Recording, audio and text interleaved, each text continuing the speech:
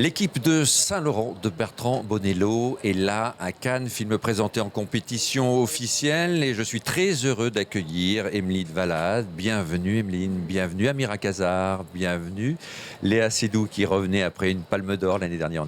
On est ravis de vous accueillir une nouvelle fois à Cannes cette année. Bienvenue Jérémy Régnier, bienvenue Gaspard Huliel et bienvenue Bertrand Bonello avec votre Saint-Laurent.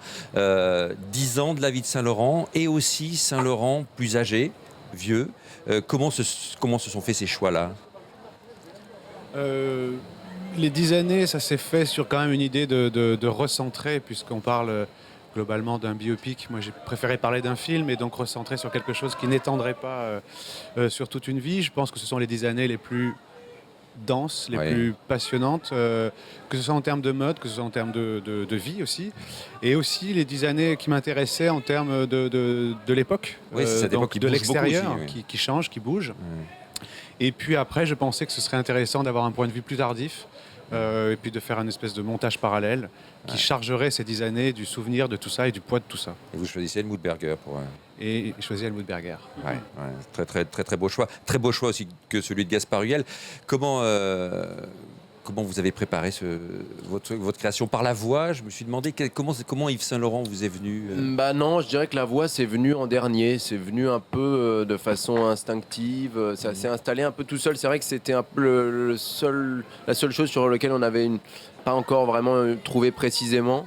Donc non, je dirais que assez logiquement, ça a été d'abord un travail de documentation, d'essayer de tout connaître, et puis ensuite de le digérer, de s'en éloigner le plus possible pour retrouver une vraie liberté, et surtout ne pas perdre de vue qu'on est sur un film de fiction, et qu'après tout, ce qui comptait le plus, c'était le scénario, le sublime scénario d'ailleurs de Bertrand et Thomas Bidguin, et de me recentrer sur cette histoire-là.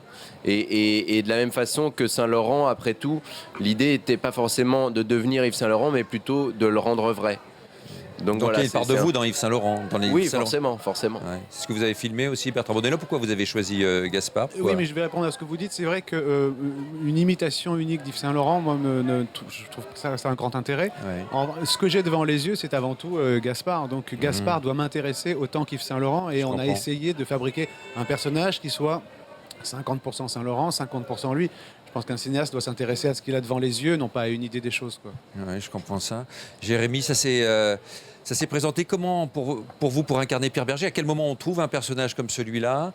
On cherche, on s'informe, on rencontre des gens. Enfin, on n'a pas eu accès à énormément de choses, mais on en a parlé entre nous. Ouais. Et puis après, c'est la création, c'est le scénario. On suivait un scénario. La scène de négociation qui est très forte, très longue au début du film. Elle vous a aussi... vous l'avez tournée à quel moment? Est-ce que ça, c'est une scène... Je ne sais plus quand on l'a tournée, mais pas au milieu du... Au milieu du film. Moi, j'ai pris un pied monumental. J'imagine ça. En mise en scène, Bertrand a fait quelque chose d'assez jouissif. Et du coup, nous, on pouvait rebondir l'un à l'autre avec l'acteur en face de moi. Et du coup, c'est assez jouissif. Et... On a fait ça pendant toute une journée. On s'est consacré à cette scène. Mais il y a beaucoup de questions évidemment à vous poser sur vos choix, mais sur une scène comme celle-là, pourquoi choisir de la montrer dans sa longueur?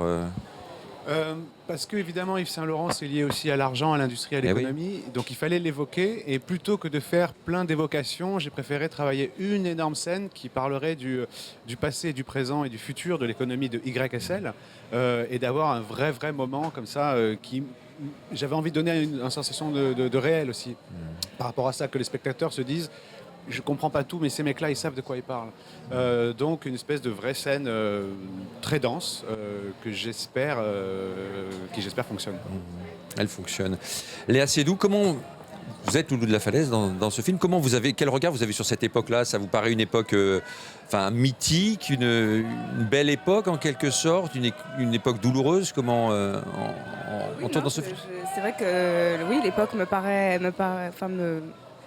m'excite pas mal. Après, on a parfois tendance un peu à idéaliser ce qu'on n'a pas vraiment connu. Donc voilà, mais c'est sûr que je pense que Bertrand a voulu recréer cette époque-là qui était peut-être un peu plus joyeuse et à la fois vivante qu'aujourd'hui. Tourmentée en tout cas, mais avec beaucoup de vie. Amira Kazar, vous êtes la fidèle des fidèles aux côtés d'Yves Saint-Laurent dans son atelier. Comment vous avez fait? Vous êtes allé voir ces ateliers de couture? Comment vous avez préparé ce personnage-là? Oui, oui. Mais ce qui me plaît dans le travail de Bertrand, c'est qu'il essaye de créer une ambiance. Je pense que c'est un cinéaste de l'ambiance. Et il fallait donner cette ambiance Saint-Laurent qui est quand même un clan. Et c'était un clan à la fois dans l'euphorisme, mais je crois que Madame Munoz, c'était la droiture et le devoir et la rigueur. Et il fallait que j'essaye d'incarner ça et une dévotion absolue face à Saint-Laurent-Christ, quoi. C'était un rapport d'amour et 40 ans d'amitié. Voilà. Il y a la vie c'est vrai qu'il y a ce contraste entre la vie dans les ateliers que l'on voit, il y a une certaine tension dans la fabrication, et puis il y a ce moment, on a les nuits où Saint-Laurent va se perdre. Vous êtes mannequin, Emeline Valade. Entre autres, prenez le micro s'il vous plaît. Ce regard sur ce monde de la couture, vous avez vécu le monde de la couture d'aujourd'hui. Est-ce que celui que montre Bertrand Bonello dans son film est radicalement différent de celui que vous avez connu ou... Pas radicalement. Il y a la même pression, la même tension la veille des défilés que celle qu'on voit dans le film. Mais la différence, je dirais, c'est juste la société elle-même en fait. Et vu que la mode est le reflet de la société, donc c'est cette différence. C'est-à-dire aujourd'hui, on est dans un monde plus rapide, Internet, les saisons sont beaucoup plus rapides, il y a beaucoup plus de collections, alors qu'à l'époque, c'était principalement en couture. Là, on voit d'ailleurs la naissance du prêt-à-porter dans le film. Ouais. Donc voilà, c'est ça principalement les différences, je dirais. C'est vrai que c'est un personnage un peu lent, Gaspard Huliel, il parle lentement, il se déplace lentement, non? Un peu, il y a une forme de... Surtout dans la dernière partie, je dirais, avec Helmut. Avec Helmut, bien sûr. Quand il est plus vieux. Non, effectivement, je pense que oui, il avait son propre rythme. En même temps, je dirais que c'était intéressant parce que du coup, dans cette époque où tout allait assez vite, au final, c'était une façon aussi de le détacher un peu de ce qui l'entoure. Et moi, très souvent, dans plusieurs séquences, je me disais qu'il fallait que je sois un peu comme perché, un peu en observation, parce qu'au fond, Yves, c'était aussi une éponge qui absorbe avec son extrême sensibilité tout ce qui l'entoure et ce monde qui l'entoure. Et il a extrêmement bien saisi, et c'est ce qu'il a offert aux gens à travers ses collections. Donc effectivement, ça donnait un petit décalage par rapport à cette effervescence, surtout dans les scènes de boîte de nuit, des choses comme ça. Bertrand Bonello, on se retrouve soi-même dans Saint-Laurent quand on réalise un film comme celui-là. C'est un artiste, c'est des frustrations, c'est des envies de célébrité, des envies de création. Quel rapport vous avez-vous avec votre personnage? C'est évident que ce serait très prétentieux de faire une analogie. En revanche, quand on faut faire un film comme ça, on est obligé de la faire au moins pour soi-même et de se dire à un moment, Yves Saint-Laurent, c'est moi, quoi. Sinon, on reste trop loin du film. Pour s'approcher au maximum, il faut le ressentir. Après, moi, je peux me retrouver dans pas mal d'aspects. Pas tous, mais certains. Vous avez le sentiment qu'il vous habitait, qu'il fallait qu'il soit là avec vous pour le tourner. Vous avez le sentiment de le comprendre Oui, c'est cette chose que moi je comprends très très bien, c'est ce rapprochement entre le haut et le bas, quoi. C'est-à-dire entre la créativité, la morbidité, la montée et la descente, qui est vraiment très très caractéristique à Yves et qui est quelque chose que moi je peux ressentir très fort, enfin comprendre très fort. Ouais. Il y a votre image aussi, votre mise en scène. J'imagine qu'il y a beaucoup de choses à dire à chaque fois qu'on s'attaque à un personnage comme celui-là. Sa vie est multiple. Comment se font les choix? C'est-à-dire qu'il faut enlever, comment on enlève, comment on rajoute, comment ça se passe?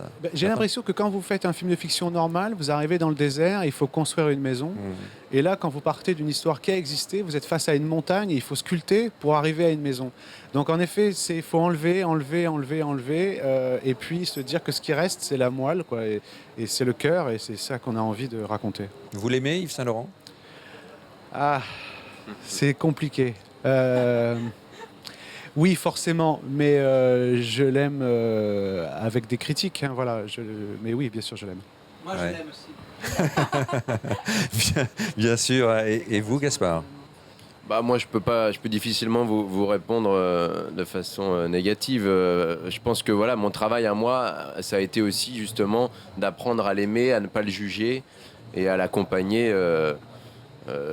Même jusqu'au plus bas du plus bas. Voilà. Et c'était d'ailleurs une étape importante dans le travail, c'est justement le moment où les zones d'ombre et les zones de lumière se sont inversées.